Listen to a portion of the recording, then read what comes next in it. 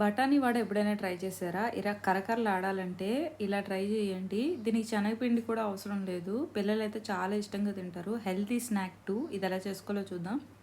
First ఒక cup of బఠానీని రాత్రంతా నానబెట్టుకోవాలి.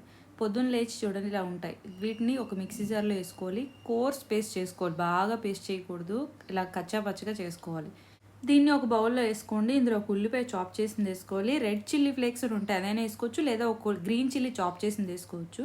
ఒక స్పూన్ జీలకర్ర, చిన్న అల్లం ముక్కలు చాప్ చేసినవి, కరివేపాకు చాప్ చేసింది, మీకు సరిపడా ఉప్పేసి బాగా కలపాలి. చూడండి ఇలాగా దగ్గరగా. ఇప్పుడు దీన్ని చేతులు కొంచెం తడుపుకొని ఈ వడలు గట్టిగా చుట్టుకొని చూడండి, ఇలా ఉండలా చుట్టుకొని ప్రెస్ చేస్తే వడలు ఈజీగా వచ్చేస్తాయి. అంతే. వీటిని ఒక్కొక్కటి కింద చేసుకొని వేడి వేడి ఆయిల్లో వేసుకొని లో ఫ్లేమ్లో పెట్టి కాల్చుకోండి. కొంచెం ఎర్రగా అయ్యాక తీసేయచ్చు. ఈ వడలు మెత్తగా ఉండవు, కరకరలాడతాయి. ఒకసారి ట్రై చేయండి.